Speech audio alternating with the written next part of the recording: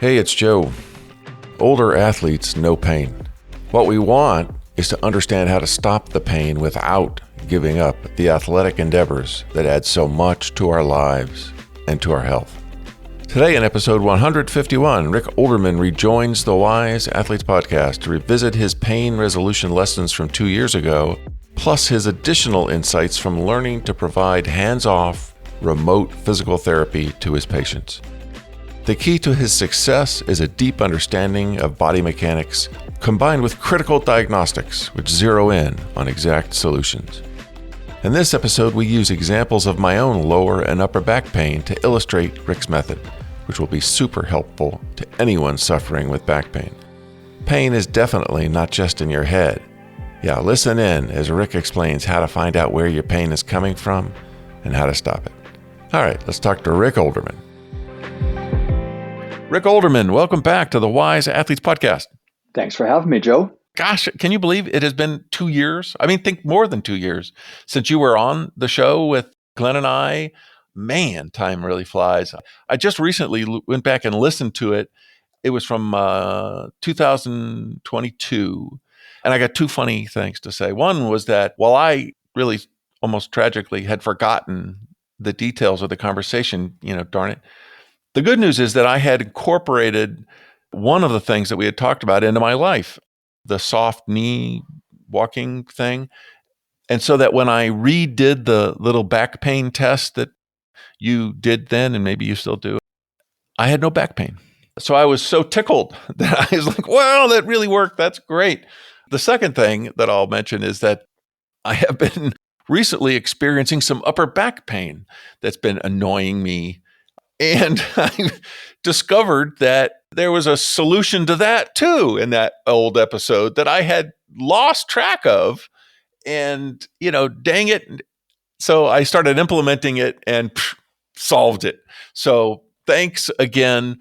But gosh, I really got to come up with a better solution. I've done 150 episodes by now, and it's just like drinking from the fire hose. I got to come up with a way to learn stuff because, putting things into my habits, that's the best way. But, life happens and habits get broken. And then what? I've lost, I don't even remember that I've forgotten some good habits. So I don't know. Maybe you've got some idea on how I can keep track of things that I ought to, if you got a pain here, check on that.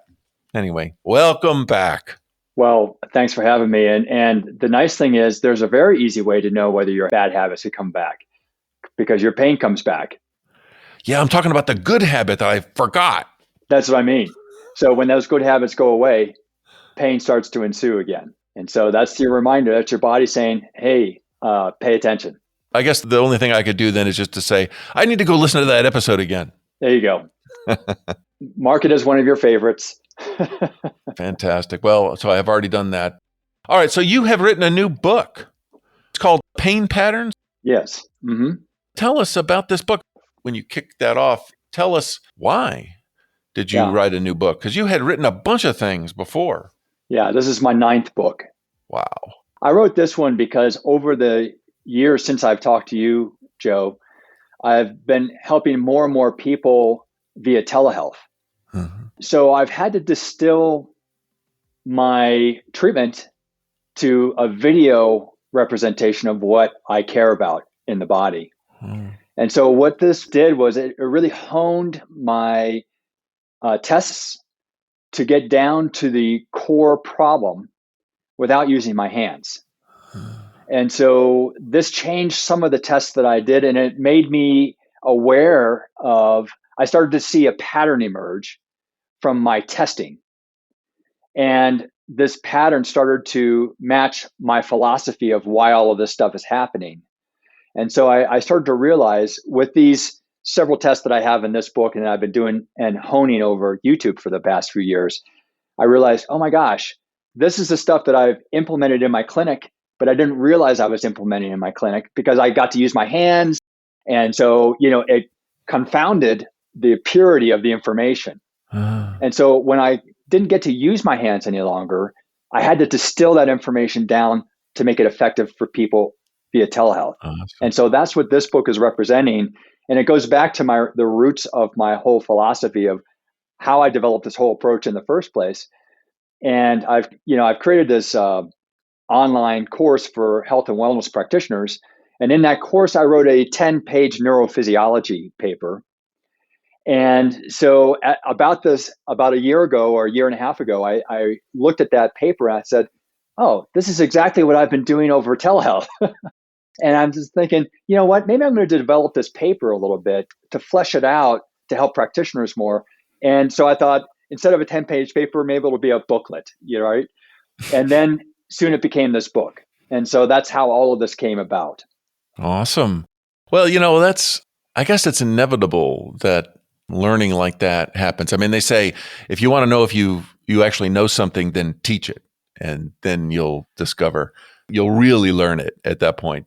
But if you're doing like a PT type practice that's hands-on, and now you have to do it without your hands on, wow, you really have to know what you're doing to be able to explain it to somebody. Yeah, and I have basically the same results as when I did hands-on work too. Oh, and great. part of that is just getting down to, the nature of how our body is creating pain.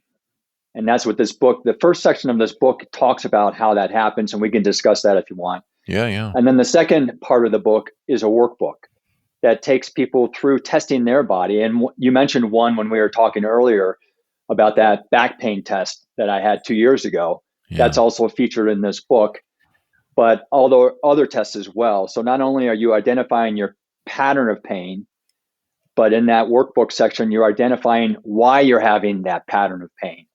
And Uh-huh. so fixing those causes will fix that pattern and your pain.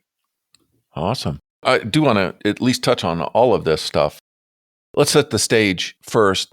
You'll remember that the Wise Athletes podcast is for the older athletes. So that's people like me. And me.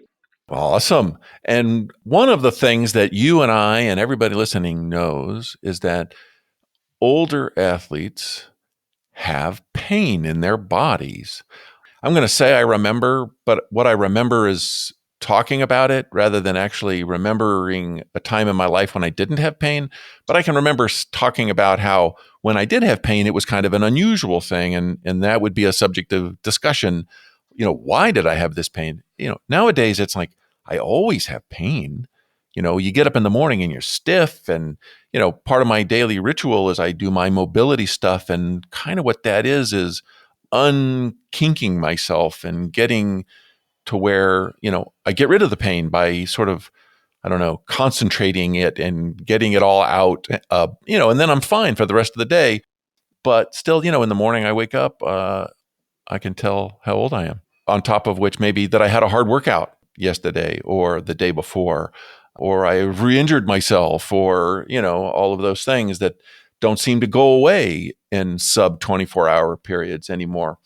So to the extent that, as a pain fixer, you can help us again to know what are we doing to ourselves that's contributing to this, and what can we do to stop contributing to it, and or, once we've done the wrong thing again, what can we do about it?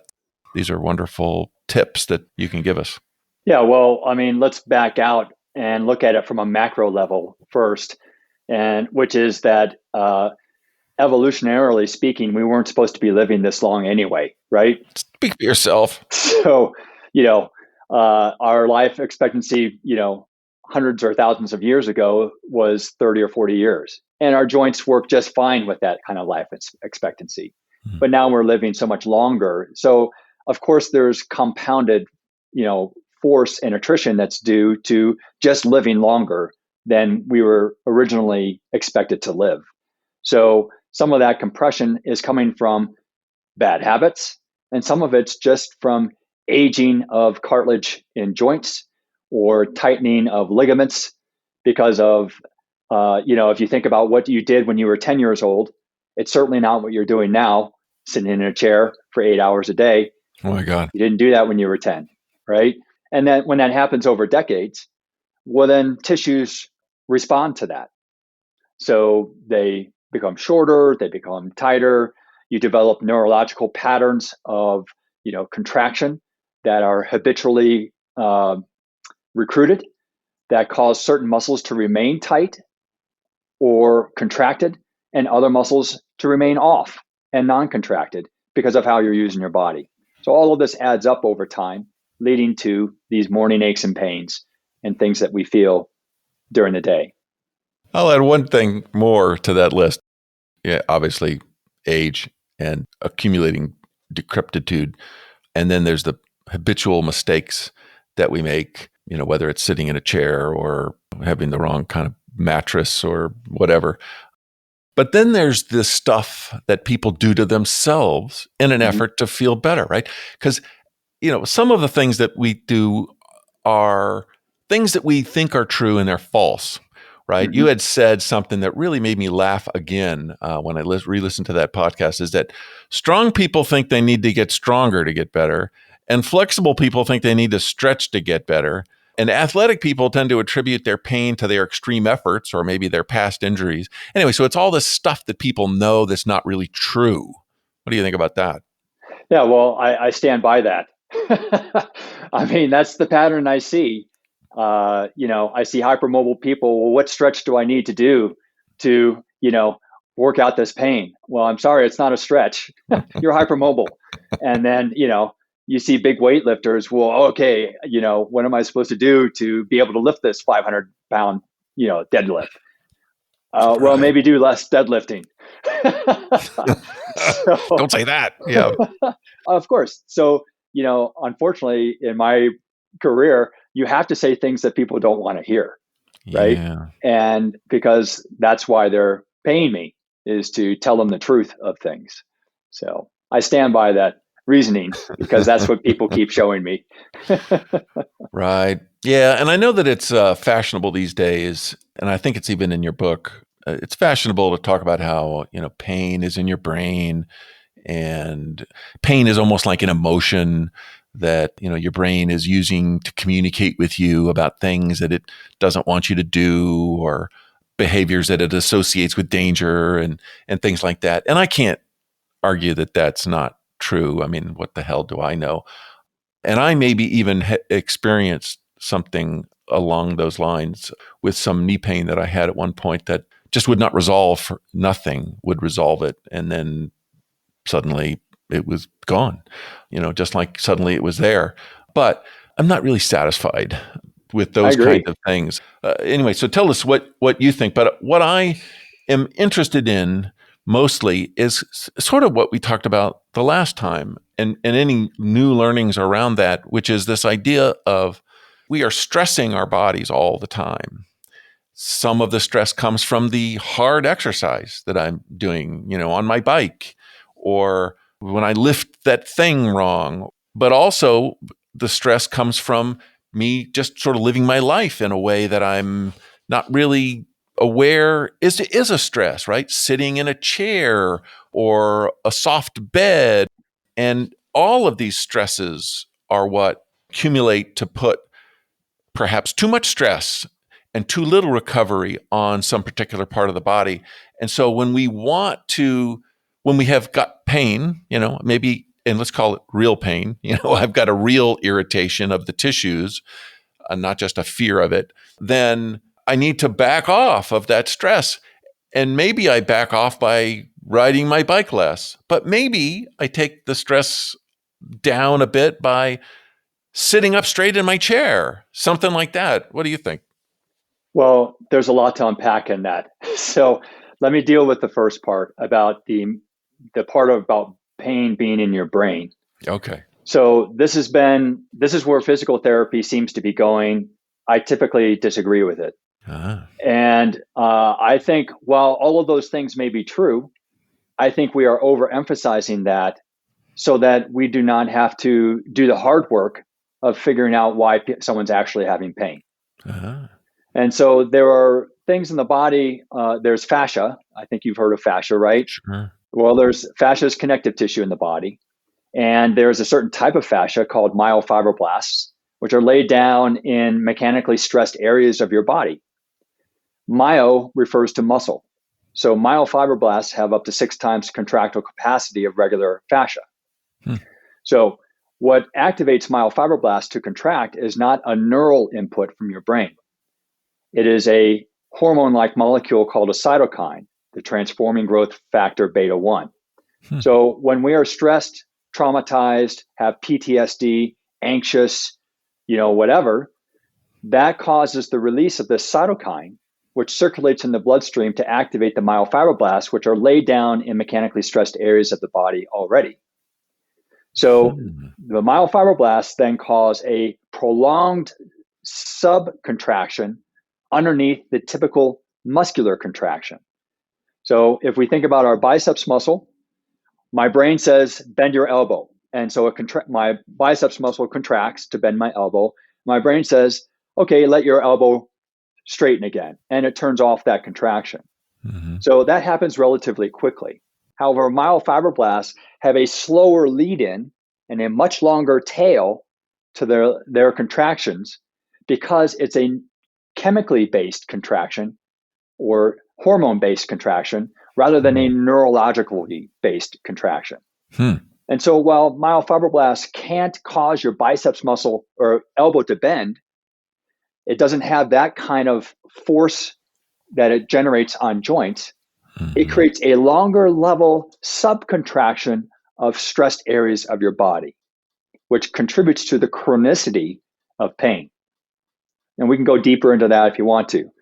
But to go to your other areas that you were talking about, so what you were talking about is, should I sleep on a softer bed? Should I sit up straighter?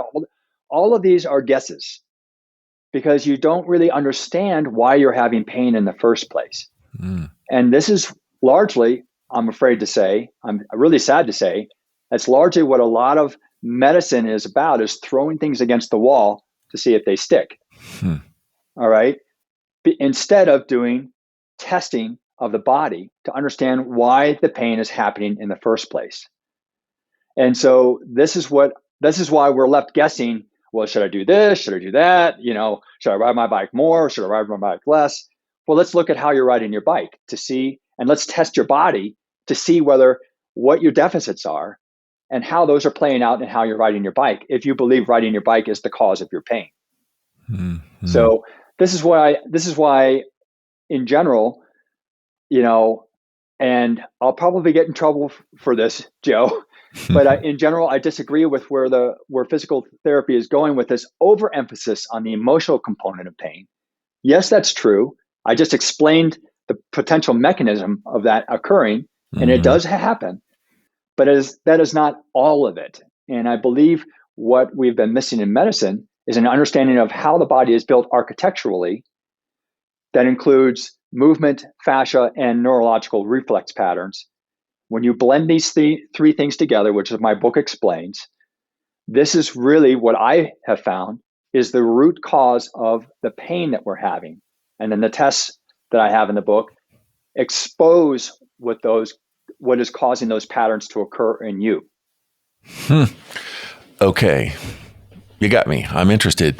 I'm sure that you've got I don't want to say elevator pitch, but you've got a way of talking about this with in a little more detail. And if you could also, maybe as you did before, give us some examples or maybe even instructions.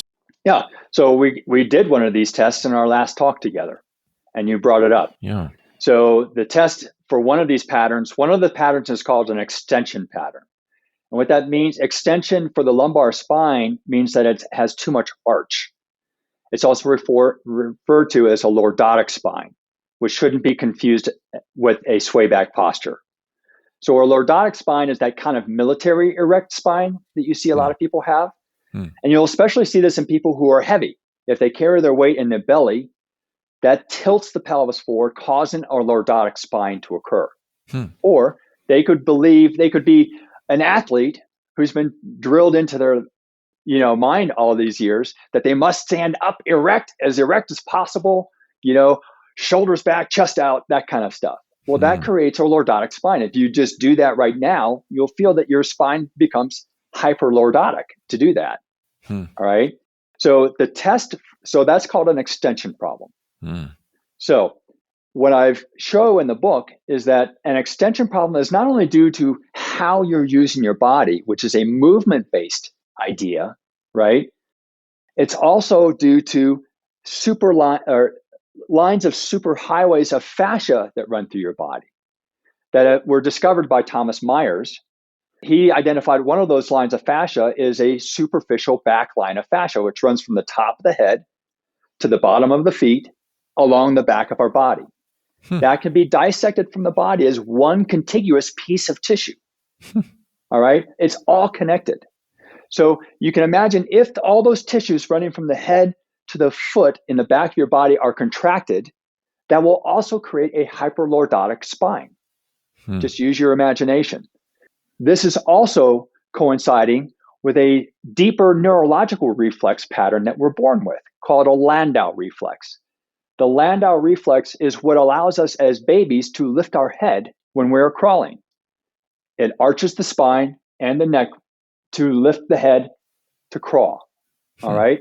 This is further developed when we are, growing.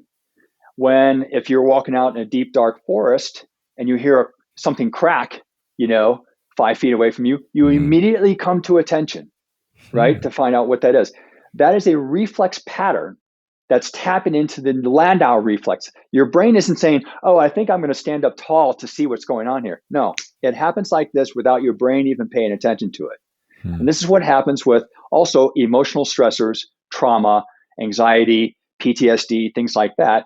We're caught in this kind of hyper alert situation, which is tapping into that Landau reflex. Well, that Landau reflex is the same pattern of movement that an extension problem pattern is with those people who are trying to be military erect with their posture all the time. And it coincides with the superficial back line of fascia that runs through our body. So all three of these things can blend together to form the same pattern of dysfunction, an extension problem. And so I name the problems, the three patterns, based on the body's movement or position that's causing the pain, rather than saying, oh, well, this is due to a reflex. Oh, well, this is due to your fascia. Oh, this is due to your movement. No, they all blend together. So you can't isolate just one thing and say, oh, this is definitely a reflex, an overactive reflex pattern. No, it all comes together. So to go to your original question, how do I test for something like this in me? This is exactly what we did last time. So you can lay down on the floor with your legs straight and feel your back pain or sciatic pain or SI joint pain or whatever pain you have. And then stay there for 30 seconds and then bend your knees so your feet are flat on the floor. And your back should feel better in one of those two positions. If it doesn't, then bring your knees up to your chest and hug those and see if that feels better. So all we're doing with that simple test, Joe, is seeing, does my back feel better when it's more arched or when it's less arched? Simple. And when your legs are straight, your back is more arched. When your legs are bent, your back is less arched. 99% of people with chronic back pain, sciatica, SI joint pain will say, oh, they don't even need to do the test to know the answer to this. My back feels much better when my knees are bent than when they're straight. So you've just identified one of your pain patterns that's causing your pain. And then, Joe, you talked just at the very beginning of this podcast about one of the reasons that's happening, which is you discovered that when you unlock your knees, your back pain goes away. Not instantly, but over time. Over time, of course. But even it can almost be instantly if you just stand up and now discover that you have an extension problem. And you stand up for the next 30 to 60 seconds, you'll notice that either one or both of your knees will start to lock backwards, right? This is an energy conserving move because now we get to stand on our joints rather than use our muscles. And especially as we age, we veer more towards standing on joints than using muscles. All right. So if you're doing this right now and you haven't locked your knees yet, go ahead and lock your knees and you'll feel that your back is arching more. You'll even feel tension in the lumbar spine contributing to that arching. It's turning on muscles. And then unlocking the knees, you'll feel that tension go away. Well, that subtle difference between locking and unlocking the knees is affecting the pelvis just enough to remove an extension stressor to your spine, which you've identified as one of the patterns of your pain. If your back hurt, when you lay it on the back with your legs straight. Right. Okay. And so that's why unlocking the knees, that's why this goes back to what you said originally. Should I sit up in my chair more? Well, probably not if you have an extension problem.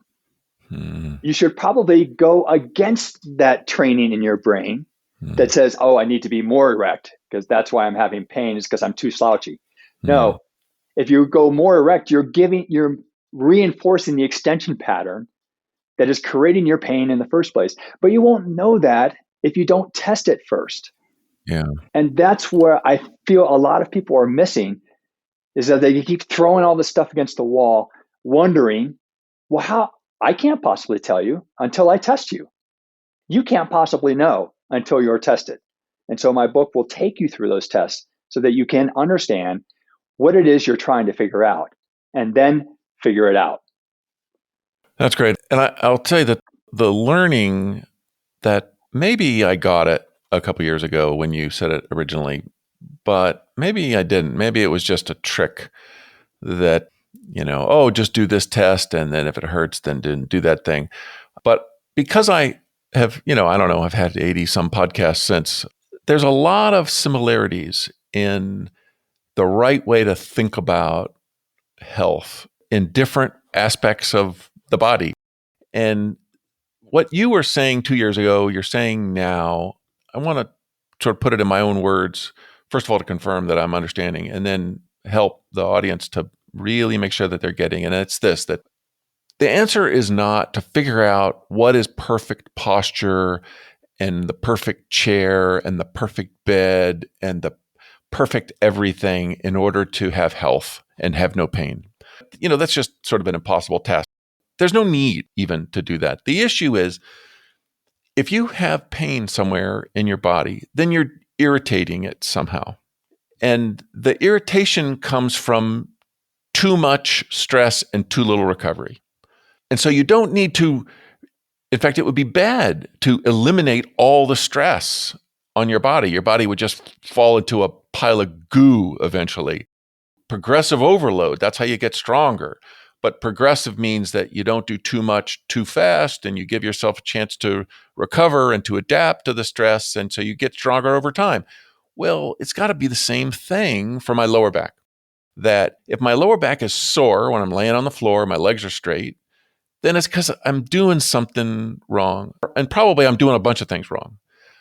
If fixing one of them is enough to get me below the threshold of the pain, then that's enough to get me out of where my back doesn't hurt anymore. And frankly, that's what's happened. My back does not hurt anymore when I lay on the floor.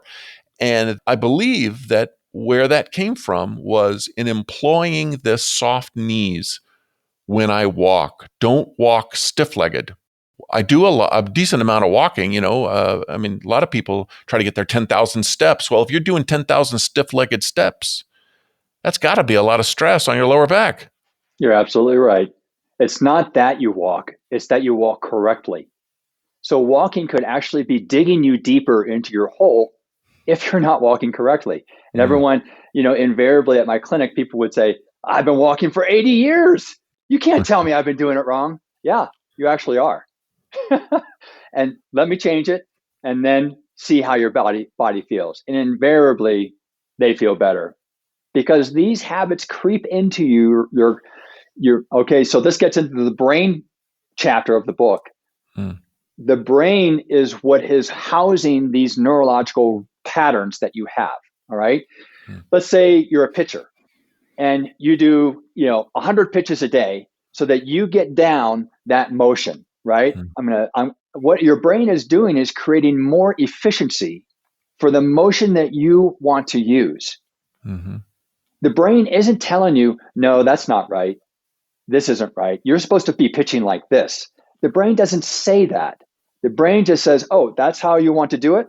That's how I'm going to help you do it then. I'm going to reinforce that neurological pattern.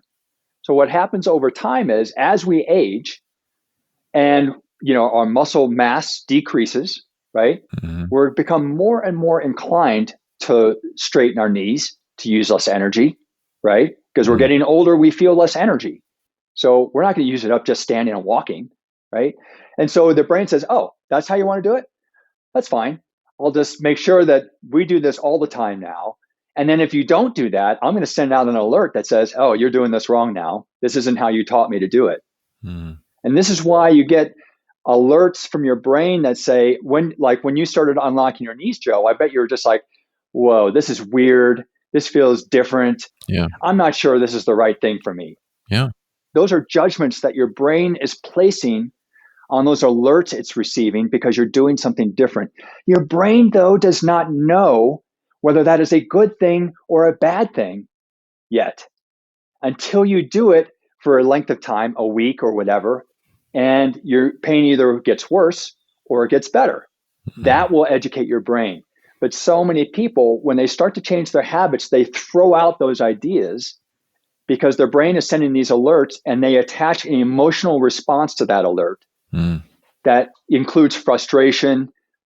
This can't be right, kind of thing. And so they go revert back to their old habits because it becomes too annoying to change their habits into a healthy habit instead. This is how the brain works. And this is why a lot of habits get reinforced that are bad habits, and we can't reinforce and we can't understand what is it I'm doing because I'm doing the same things I've been doing all my life. Exactly. That's the problem. The idea is that we don't have to learn to be perfect. If we have a place where we have pain in our body, we're doing something wrong or we're doing too much of the wrong thing. And we just need to find a way to, instead of giving up my exercise, which is good for my health in lots of ways, I can give up walking stiff-legged, which doesn't cost me anything, except I just have to do it long enough until it feels normal. Yeah.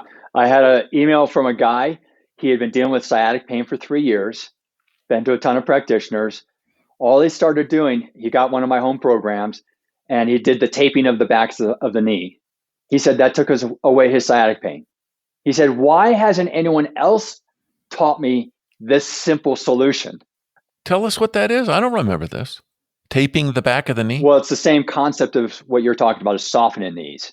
So in my program, I have a taping technique where you apply tape to the backs of your knees, which reminds you. And that is the cue that, you're starting to lock your knees again, because your brain isn't going to sense that.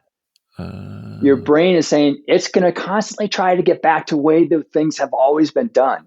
It wants to go back into that rut, right? It's cool. You're trying to dig a new rut. Brain doesn't like that. Awesome. And so I have a little technique, taping the backs of the knees, works beautifully. That alone solved this guy's sciatic pain.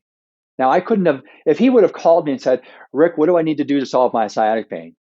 I have no idea, because I haven't tested your body. I don't know what you're doing that's causing your sciatic pain. And a lot of people believe that, you have sciatic pain, you do these 3 things. You have back pain, you do these 2 things. It'll take 20 seconds and your back pain. No, because you don't know why you're having the pain in the first place. Do you have an extension problem? Do you have a flexion problem? Do you have a side bending problem? And if you haven't done any of that testing, how could you possibly know what's going to solve that pain? And this is why those kind of recommendations work for maybe, 10% of the people. And chances are the practitioner that's recommending, if you just do these 3 things, this will solve all of your pain. That's probably working for maybe 40% of their clientele. And so they make a little video of it. And so they say, this will solve your pain. No, it's not the whole answer. You've got to test your body to understand where the problems are. How else can you solve something? Well, so give us some other ones. I mean, this low back thing, I think, has probably touched, most people. What other kinds of things? So here's the thing that I was having, and I had forgotten about the desk setup tips that you had given us before, but I was experiencing upper back irritation. It was just, I could just feel that it was, a little sore. And then if I would be on a foam roller, it'd be like, wow, I really have some soreness in there. What would you say to me if I called you up? Well, typically the upper body functions as a different system than the lower body and low back system. So let's go back to that extension problem test where I had you lie with your legs straight on the floor and then bend your knees. If your back pain or sciatic pain changes because of the position of your legs, what does that tell you, Joe? It's a lower body thing? Yeah, that it has something to do with your legs, right? So the upper body system has less to do with the legs. It has more to do with the shoulder blades.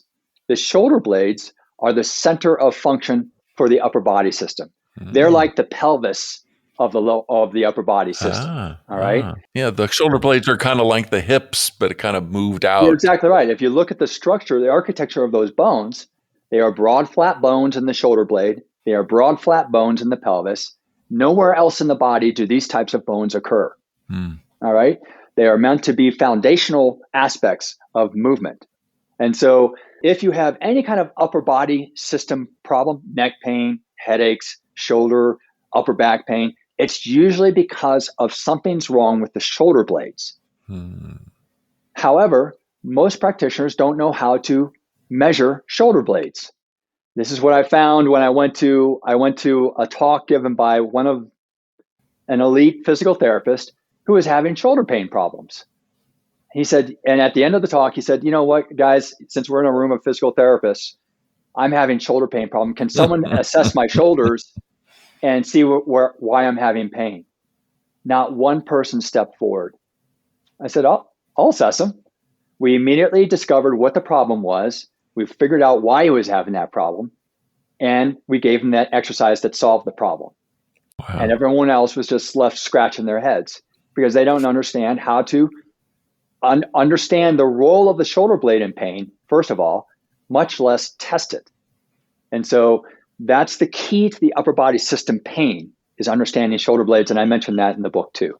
Awesome. Well, give us like a real life, maybe this example.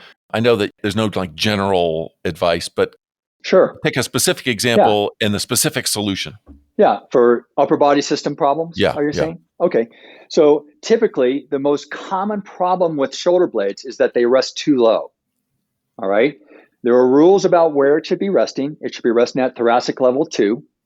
And when they're not, and most people with chronic pain issues, headaches, neck pain, upper body system, shoulder blade, shoulder pain, their shoulder blades are resting too low.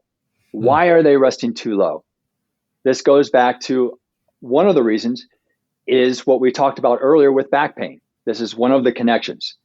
If you believe that you should be standing up with a military erect posture, automatically to do that, you are depressing your shoulder blades. So you're putting your shoulders down? Down. If you've been in gymnastics, dance, swimming, I found is another one, or do a lot of yoga or Pilates, all of these disciplines value a longer neck. And if you look at those people, they all walk around like this, right? Really stiff. And look at my posture. It's so erect. It's so wonderful. And look at my beautiful long neck. Well, what you're doing is depressing your shoulder blades to create that posture. And that's why a lot of dancers leave dance or struggle with chronic neck pain and headaches because of that reason. Gymnasts too. All right. So your posture strategy could be depressing your shoulder blades. Now, if you're a guy and you're doing a lot of weightlifting, right? Yeah. And I'm gonna get that 300-pound bench press, right? Well, what you're doing is you're developing your pectoralis muscles. Guess what? Those are scapular depressors. And so how you're using your exercise and what you choose to focus on as valuable to you could be the exact thing that's causing the problems that you're having. So when the shoulder blades are resting too low, the whole function of the shoulder blade is to assist the arm with overhead motions, all right?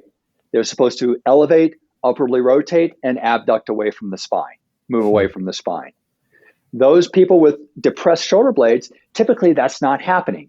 So the arm is raising overhead, but the shoulder blade isn't helping them, which leads to overuse issues in the shoulder joint, causing tissue breakdown, rotator cuff tears, things like that. Well, for neck pain and headaches, there's a muscle that attaches from the shoulder blade into the neck bones called the levator scapula. Most people, when they have neck pain and headaches, they say, oh, it kills me right here.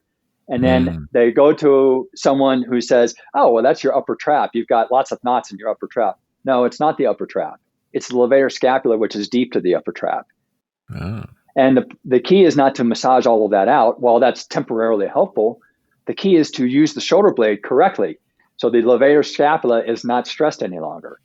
So tell us, what sort of I don't know, is it an exercise? I mean, what do you do if you've got a lifetime of shoulders down and back and you've got this problem? Well, first of all, you test yourself Yeah. to see whether this is the case for you. And I have that test in the book.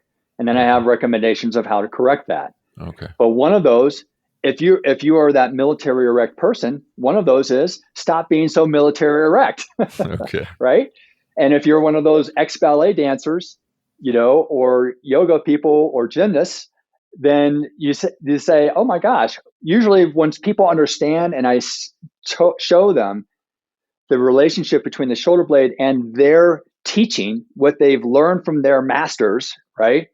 Then they're just like, oh my God, I've been doing this all wrong. Yeah, it made you a great ballet dancer or yoga person or gymnast, but it's causing your body to break down.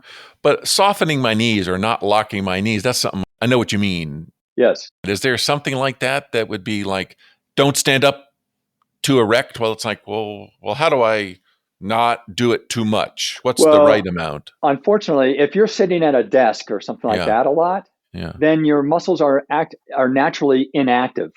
And so you can't change that muscular. You can't be at your desk and, start using your shoulder blades to do typing on the computer, because typing on the computer actually activates the scapular depressors as well, because everything is below you, right? You're reaching down to that keyboard. You're not reaching up, right? Right. If you sit a lot, then the answer is that we have to fix how you're sitting and your ergonomic setup to support your elbows so that your shoulders are resting maybe an inch higher than normal. I see. You did say that you wanted your arms up a little bit, your shoulders up a little bit. Yeah, but I don't want you to actively hold them up, when you're sitting, because then you're just going to start activating all these muscles that are already sore, right? It's an unnatural correction. You want to relax into your corrections. You don't want to strain into your corrections.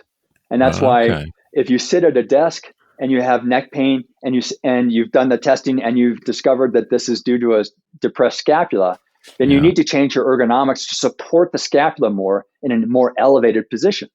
I mean, it only makes sense, right? Yeah, I like that. You got to relax into your corrections, not strain into your corrections. Yeah. That's for those of you out there who are strength oriented, that my pain is due to my weakness. Right? Yeah. You just heard me ask, where do I need to strengthen? Exactly. I wonder if like hanging from a bar wouldn't be good, because that's like overhead and something like that. I was listening to another podcast where they were saying that, whenever you do bench press, before you do your bench press, you should do something that's the opposite. Whether it's the opposite exercise. They actually were saying something lighter, but lots of reps, but just to get it all activated, sort of both directions. What do you think about that? Yeah, well, to go back to your first point about this, I think a doctor wrote a book about doing hanging to fix shoulder pain, but they didn't understand why it solved shoulder pain. They just discovered that, when my patients hang, their shoulder pain seems to go away, right? So they wrote a book about it, but they don't understand the mechanics of the scapula to explain why this is happening. And because of that also, they don't understand what they could do that's not hanging that can also solve, because we can't go around, hanging from monkey bars all day long to solve our pain, right? So I was talking with these two physical therapists who were promoting this book. This is like a miracle. Well, and I asked them, why is that working? They had no idea. It's magic. It's like, I'll tell you why it's working. So this is the key, is that these are things that this is why, at the beginning of your show, you talked about physical therapy is going to this emotional, cognitive, behavioral direction. And we're getting away from actually testing the body to find out what the problem is. The problem is not that physical therapists are lazy and don't want to do testing anymore. The problem is that what we've been taught in school, that is the testing that we need to do, doesn't solve pain. So why test it? It must be something else that's causing pain. And we haven't really studied the brain that much, and the brain is controlling the body, so that must be where the problem is. Well, in a way it is, because that's where all of your stored habits are held, right? Mm. And so that's also the thing that's creating those cytokines that's activating the myofibroblasts. But that's about the extent of blaming the brain for your pain, right? Yeah. So, and you can't figure that stuff out if you don't understand how the body is architecturally put together and how to test those stress points in the body. Everybody listening, I'm sure, has had a massage or done dry needling, or they got a massage gun and, done a hot tub or taken ibuprofen or, whatever to try to resolve tight muscles or a knot or ride a foam roller or, roll on a lacrosse ball. I mean, I'm talking about all the things I've done. And there's probably some value in that, if you've gotten yourself to where you are suffering and that can help you. But it's not dealing with the root cause. And that's what you're talking about. And the root cause, just to go back to the thing that I think is an amazing understanding that you've given to me, is that this stressing of your body comes from all kinds of things. It can come from your exercise, that you're overdoing one thing, or you overdid something, or you're not recover. Maybe you lift weights every day rather than letting your body recover. But it also comes from just your life and the things that you do. And maybe you've done them wrong or in a way that's stressful for a long time, and it just never bothered you because you were young. Or, maybe you're older and you're more sensitive to pain or whatever. But it's all of that stuff is causing the stress, and you just need to get below the threshold of what made the pain. You don't have to get rid of all the stress. In fact, that's probably our mistake. But you just need to get the stress down, and you can get that down by, you can either exercise less, which I am not a fan of, or you can take the stress out of something else. That's just amazing to me, that revelation. Yeah, well, again, uh, you'll be frustrated because you're just throwing spaghetti against the wall, trying to see where those problems are. So you need to understand how to test your body to figure out where these stress points are. Yeah. And that is ultimately the key. And I want to go back, I'm not dissing physical therapists or chiropractors or massage therapists for what they're doing, because what they're doing is helping people. What I'm offering is a more expanded understanding of how the body works. And you can fit whatever treatment modality you love to use that works for their 40 or 50 or 70% of your patients. And you can expand on that with this information. It's not saying that you're wrong. It's just saying if you house that information in a larger framework, you can see where it fits into why the body has created pain in this person. And it will only make your outcomes better as a result. So I'm not, this shouldn't be threatening to healthcare professionals. It should be a revelatory, and they should be embracing it, because this will help me get my patients better. And it Right. works. Fantastic. And this is actually answer to the thing I complained about at the very beginning, which is, if I knew how to test myself, I would then know what to do to solve my pain problem, instead of having to just make a long list of all the things that I ever did Right. to solve my pain problem. I would just have a few tests that I could do Yes. that would point to, of course, I would do this set of tests because I got that kind of problem, but then the answers to the test would tell me, where does the solution need to focus? Yeah. And sometimes, that solution, for instance, one of the tests in my book, I test for something called femoral retroversion and femoral anteversion. And those are scary terms that just mean the femur is your thigh bone. All right. Mm-hmm. So femoral retroversion means that the thigh bone is twisted outward. And Mm-hmm. femoral anteversion means that your thigh bone is twisted inward. Hmm. Females tend to have more femoral anteversion, and men tend to have more femoral retroversion. All right. And so and first you test to see whether this is happening in you. But the answer is not to do workouts that will change the shape of my thigh bone. That's impossible. The answer is to change how I'm using my body based on my thigh bone shape. And so women have, can't remember the exact percentage, but they have a higher propensity for ACL tears in sports. So why would this be? Given that all of the training is the same, why would it be? It's because I believe most women tend towards femoral anteversion. What that does is it creates a torque effect across the knee joint if the femoral anteversion isn't controlled well. And that is what shears the ACL. Well, what is controlling the thigh bone internal rotation? It would be the butt then, because the butt is one of the strongest muscles in the body, and it is an external rotator of the thigh bone. So female athletes, I feel, should have a higher emphasis on gluteal activation during running and strengthening. And we should also be looking at their foot pronation, because the flatter the foot is, the more the knee will internally rotate, which again creates shear across the knee joint. So it needs to be supported from both sides, because we're dealing with a structural anomaly. I wouldn't say an anomaly. It's a normal thing. Everyone has some degree of one or the other. It's a spectrum, right? And so you're not dealing with an anomaly. You're just dealing with what is in the body and understanding that. And so this goes back to, Joe, you're a cyclist, all right?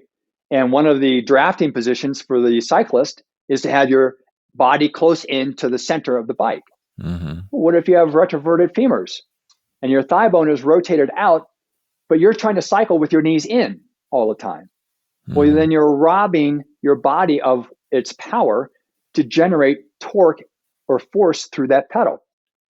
Because by bringing the knees in too close to the bike, now you've created an internal rotation component to your hip joint, and you've lost power because you're probably at the end range of your internal rotation while you're trying to do 100,000 repetitions with force. So knowledge of these things, I once solved a NFL lineman's ankle and knee pain that he had had for 9 years by just employing this understanding and changing his blocking technique and his strength training technique. And he's just like, gosh, no one's ever explained this to me before. It's not because they don't care about you. It's because they're not aware of how all of this plays out in the body. And so what happened was he never had pain in high school playing football. Once he got to college, all this pain started. Why? Because they had the same training technique for every single, this is how you do a squat. This is how you do your blocking. This is how this is how you do everything. It's all regimented, and it had no individuality or understanding of how the body was built in order to magnify the results, right? And so, he said, well, all of this goes really counter to what I've been trained to do. I said, great. I think you're going to feel a lot better. And within 2 weeks, and this is during training camp, within 2 weeks, all of his 9 years of pain went away just from his understanding of that he had one femur that was retroverted and he had one that was less retroverted. Wow. So this is how it works in the body. So this goes back to your habits then, right? So you could be cycling perfectly, but if you have retroverted femurs, this could be the thing that's irritating your hip, knee, and ankle joints, right? Well, how do you know that? You test to understand. But no one has ever talked to you probably about femoral retroversion. Never heard of it. Because no one knows about it. And this is one of the reasons people don't know about it, is because we're going away from a mechanical based understanding of how our body functions in physical therapy. And we're going more to this cognitive behavioral model of how to treat patients, which is kind of, negating decades of research that has been had up until this point, because we can't seem to solve things. So it's, and we can't blame ourselves. So it's got to be because it must be the brain's fault. Right. It's too complicated because it's the brain. but it's so not complicated. This is so simple. I've trained my therapists in this approach in my clinic, Yeah. and they're just like, I can't believe how simple it is to solve back pain now, or neck pain, Yeah. or any other kind of pain. Once you understand how the body is built and works, you can figure out just about everything. Now, it's not to Yeah. say that everything can be fixed by changing mechanics, because sometimes those habits, those destructive things that have occurred to your body, have caused tears or herniated discs or stenosis. And a lot of times we can overcome even those kinds of changes in the body, but sometimes we can't. And that's when surgery needs to happen, right? Mm-hmm. But if you go into your surgery with the same mechanics and problems that you had leading up to your surgery, how can you expect a good outcome from your surgical procedure? Because you're going to be delivering the same hammers to the same tissues that were just operated on. Yeah. And that reminds me of some older conversations. I'm not even sure if you and I spoke about it, but this idea of damage in the body is what's causing the pain. To some extent. And imaging studies have shown that people with pain and people without pain have the same structures in their bodies. You know, when you get older, things don't look like they did inside of you when you were younger. And some people have pain and some people don't. And so is that the source of the pain? Probably the answer is sometimes yes and sometimes no. Yeah, well, a study was done looking at disc herniations in people. And the study found that 20-year-olds had a 37% incidence of pain in the presence of a disc herniation. 80-year-olds had a 10% incidence of pain with a disc herniation. Wow. Now, does that mean that 80-year-olds are tougher than 20-year-olds? No. It means that disc herniations are a normal part of aging in a way, and that they don't necessarily mean that that's where back pain is coming from. We have normal changes, structural changes to our body that is occurring as we age that may have nothing or everything to do with your pain. But you won't know that if you don't actually test why you're having pain in the first place. So this is why an MRI of a disc bulges and disc herniations in a 60-year-old, the doctor may say, you know what, let's send you to physical therapy or chiropractic or massage or something like that to see if we can solve this. Whereas if you saw that in a 20-year-old, you'd be like, I think you need surgery. This is part of the decision process. Got it. All right. Well, as we wrap it up, is there anything else that you'd want to share with us? And then tell us how we can find your new book. Is it out? All that. Yeah, the book is probably going to be out around November, between the 5th and the 11th, somewhere around there. Okay. And my website is rickolderman.com. I'll have the book will be available on Amazon. I'll have a link on Amazon to that book on my website. And also, one of the nice things about the book is I have videos that accompany all the tests and the exercises in the book. So you don't just have to look at pictures and read words. You can actually see what I'm talking about and test it yourself.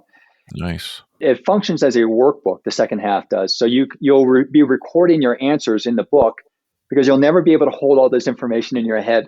As I know. Right? Yeah. So you got to test yourself and record your answers. And that way you can see where the problems are and start putting these pieces together for yourself. Very nice. Very nice. All right. Glad to have you back. And thanks for helping us out again. Thanks, Joe. Thanks for having me. Sure thing, Rick. Have a good one. Thank you so much for joining my conversation with Rick Olderman. You can find more information about Rick in the show notes.